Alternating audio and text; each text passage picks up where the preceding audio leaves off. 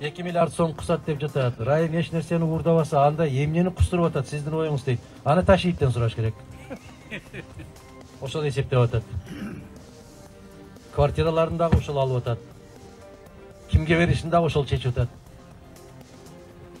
Бизде башаламан болгон үй. Башаламан болгон үй.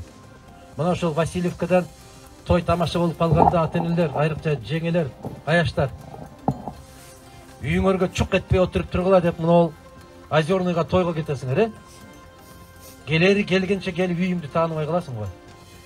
Биздин Кыргызстан ошондой. Ата-энеси кетти, жок, ээси жок үйүбүз. Балдар болсо каалаганын жасап атат. Билгениндей кылып атат. Атасынын айтканы да аткарылбайт, энесинин айтканы да аткарылбайт. Конституцияда, мыйзамда аткарылбайт. Мен билем деп баратат. Арыбаңыз дейт.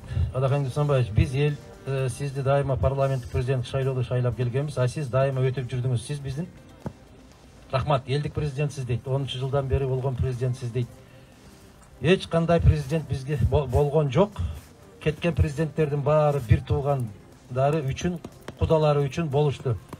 Сиз биздин элдик президент болуп, буюрса коррупциянын түбүнө чогуу жетебиз. Сиз менен эл дайыма биргебиз. 10 жылдан бери дейт. Буюрса сиз элдик президент болосуз 10 январда дейт. Амин. Рахмат. Мен президент болуш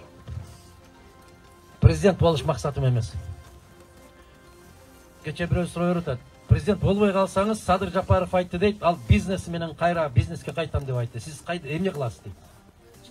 10 жыл болбой калдым, мен эмне кылдым? 10 жылдан бери болбой калдым. 17 жылы Жээнбеков менен чыгып болбой калдым.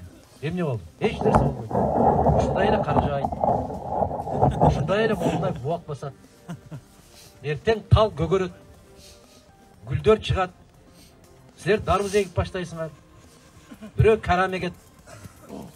Бирөө помидор эгет. Мен өзүмдүн билгенимди элге айтам. Туура эмес жактары болсо сындайм. Урматтуу туугандар, мына бүгүн Архан Мазмаров келип калыптыр. Мен şu kişinin bir işini sizlerge aytıp verişim gerek. Bu toğulluk için Allah için. Ben 2002 yılı şu yerge kelgenimde, şu yerge. Bizim Vasilevkan'ın içine, o Vinograd'dan Vasilevkan'ın işte Eşegarava Juralbay dedi. Eşegarava. Adam var, Jokorken işte deputatların törekası olgan iken. Ben bu kişinin bilgenim yok. Şu yerge Karabay menen Akram, Ernest Akram degen teli o şu yerde biz elmen çoğulun meclis ötkürdü. Bizi deputatlığa salap koygular. Ertegen Liboy şu ayında problemin olursa bargıla biz çeçebiz der. Ben şu lökövünü eski alıp barıp arzanı şu yerde yazıp 5 müstuvasından çoğultup 10 vaprosla ökövünün aldığına bardım. 5 günde çoğurken işte turuyumda turdum kabul kılışladı şular. Yine ben suradım. Kim bunda teröre atsam ayttılar adı hammadı var. Biz şuna kiralan bir de daha 5 gün durdum şu yerde. 5 gün durup 6. günü şu kişinin aldığa kirgen ben bu kişinin tanıganım yok. Kirip bana eldim vaprosu bizde Kırgız klasımız yok. Biz Tacikistan'da Taciklerin arasında Kırgızca okup geldik. Hastan'a gelip bana biz Kırgızistan'a gelip baldarız oruçça okup da Kırgız klasımız yok birinci vapros. İkinci yolumuzda asfalt yok. Eşegarava Juralbay. Dep 10 vapros ben çıkıp şu kişinin kolağın ben tapşırıp gelgenmedim. Bu kişi aytdı ki bana 2008 yılı bir yıl aksakal deme ötüp etti bana bu. Yıl öttü. Bütçet bölümü büttü. Endi 2009 yılı ben yolun ardı kulağına kirgizdik. Kuda kalırsa Allah buyursa yolun arısı. Yolumuz asfalt oldu. Ben de maşında yok. Ben cöcürüm. Lakinse bağırdın arada 5'te maşını var, seler görüyorsunuz. Bana bu birincisi. İkincisi birinci klastan 4. klaska da aşı verdi. 11. klaska çamana hazır mektebimizde. Savak ötüp jatar. Birincisi yaştan 5 yaş kaçan ısık okuğa tüşül kıldı. 1 yaştan 5 yaş kaçan bansada bekar baldarda neme kılıp hükümette sevden darman kılsın da şu kişinin kılgan işi. Şu nersenin meselelerden soranam, şu nerse esinlerden çıkmasın. Bunun anda elim 99% bilbeyim. Bana şunu ben özüm gözümden görgenmişim. Rahmat, atınız kim? Ben atım Abdülhak, Şam. Rahmat, rahmat. Rahmat. Rahmat. Ana jigitler, men ушуну айтпадым эле да. Мен ушуну айткым да келбейт. Мына ушул сыяктуу аксакалдарыбыз калган үчүн гана айтылып атат. Мен азыр ушу киши айтса, эми мындай бир эстеп атам да. Себеп аябай көп киши кирет дегендей. Ушуну 5 күн күттүрүп койгонум үчүн кечирим сурайм аксакал сизде. Бул бир. Экинчиси, кече мына Колов ушул гезиттин ичинде жүрөт. Колов айтып атпайбы?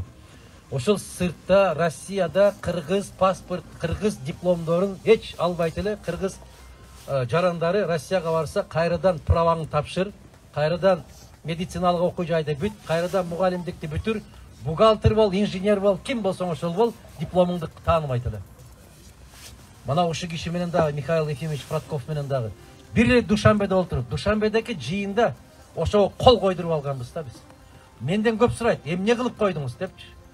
Ушуну айтайын десем, атам раматылык айтчу. Айтпа балам, айтпа. Түшүнгөн кишиге доомат болуп калат. Мен силер үчүн ушуну жасадым дегендей болот. А түшүнбөгөн киши аны айтсаң да түшүнбөйт.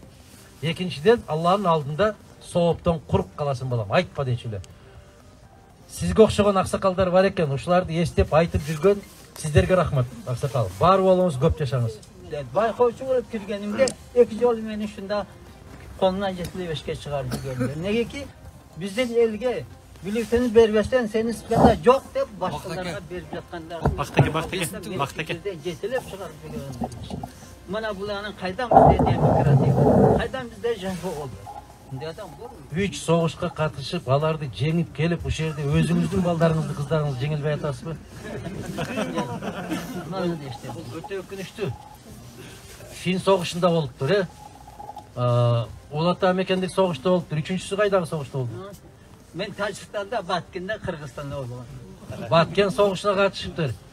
Бардык жерден жеңип келиптир дагы, ушу мектептин мугалимдерин жеңе албай койду. Бул не деген? Өзүнүн балдарын, өзүнүн неберелерин жеңе албай калды. Напсини жеңе албай атабыз. Напсини. Душманды жеңет экенбиз. Бирок напсини жеңе албай атат экенбиз. Рахмат аба, Алла өмүрүңүздү берсин. Көп жашаң. Разы болсун. Келиңиз, бата бересизби? Сизде сөз бар.